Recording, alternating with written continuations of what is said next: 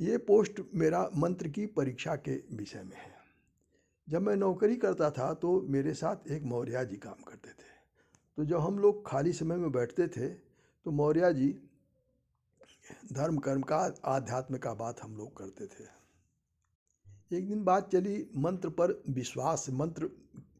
विश्वास लोग नहीं करते हैं, मंत्र की लोग ढकोसला या झूठा करते हैं।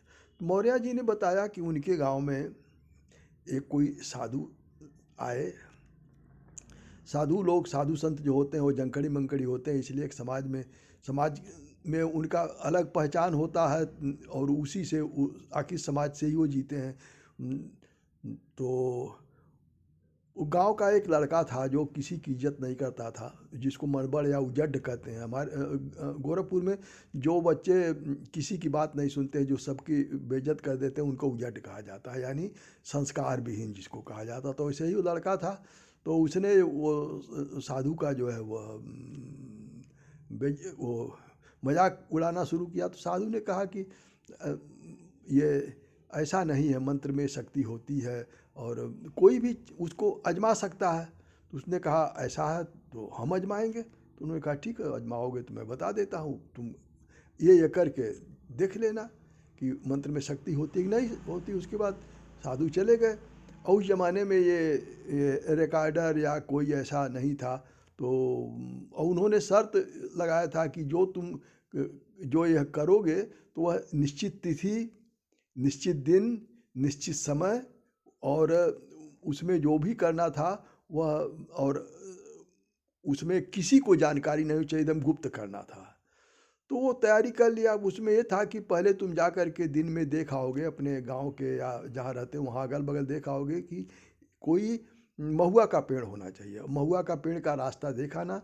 और वो जो करना क्या है कि रात को निश्चित तिथि को निश्चित दिन के वो सिंदूर और सरसों का तेल मिला करके और उसको रख लेना है और वहाँ जा कर के नंगा जाना है पेड़ के पास। और आधी रात के लगभग जा कर के पेड़ को वो उसी से क्या कहते हैं सिंदूर और सरसों के तेल से टिक करके 2 शब्द था बोल देना है। तो वो उसको डर था नहीं, वो नंगा चला गया और वो रात को पेड़ को टीक दिया। जब पेड़ को टीक दिया तो वो उसकी प्रतिक्रिया देखा, नहीं कुछ प्रतिक्रिया हो तो चलने लगा। जब चलने लगा पेड़ से आवाज़ आई कि रुको। कोई औरत की आवाज़ थी तो वो रुक गया, पेड़ की तरफ देखा तो फिर चुप। तो उसके बाद फिर चलने को बाद फिर पेड़ से आवाज़ आई, क्यों बुलाए हो, आए हो कुछ बताओ, किस लिए हमको बुलाए हो। तो जब ये पेड़ से आवाज़ सुना इस तरीके से तो तब इसको डर पैदा हुआ कि तो सही भूत प्रेत होते हैं। उसके बाद जो है ये मंत्र की शक्ति होती है। तो वो जो है वो मोही बेहोश हो गया। फिलहाल किसी तरह से जब घर पहुंचा तो इसकी मानसिक स्थिति खराब हो चुकी थी और ये अकबक बोलने लगा और जो उसने किया था फिर बताया कि ऐसे ऐसे हुआ है।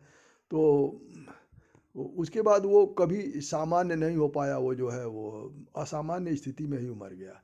तो मेरे कहने का मतलब यह है कि मंत्र तंत्र को कभी मजाक नहीं करना चाहिए और मजाक नहीं उड़ना, कभी भारी पड़ सकता है। तो और जो हजारों साल से जिस पर लोगों को विश्वास है, लोग करते आ रहे हैं और उसको मानते आ रहे हैं, तो ऐसा नहीं है कि कुछ जो है वह होता ही नहीं। हाँ यह है कि इसमें जो हम लोगों के वहाँ जितने मंत्र हैं वो मंत्र में वो विधियों को और मंत्र के उच्चारण को बिगाड़ दिया गया है, ताकि कोई जो है वो बोलेगा भी तो उससे कुछ होगा नहीं। और जब कोई बताता है धीरे से कि ऐसे नहीं ऐसे है, तो जब उस तरह से वो करता है तब वो मंत्र काम करने लगता है, विधि बता देता है। तो जब विधि के अनुसार होता है तब वो मंत्र जग जाता है या मंत्र की शक्ति जग जाती है। और फिर जो है वो उसकी शक्ति को आजमाया जा सकता है या उससे कुछ काम कराया जा सकता है। लेकिन इसके लिए गुरु का होना आवश्यक है। अगर गुरु नहीं है, मान लीजिए कि जैसे वो बता के चले गए और चले गए जा किसने कर दिया, अगर वो होते साथ में या वहाँ होते तो वो बताते कि जाना तो इस तरह से जाना, अगर इस तरह से आवाज़ आएगी तो फिर तुम इस तरह से करना। तो वो विक्षिप्त नहीं हुआ होता, लेकिन वो उसकी ज़िंदगी खत्म हो गई।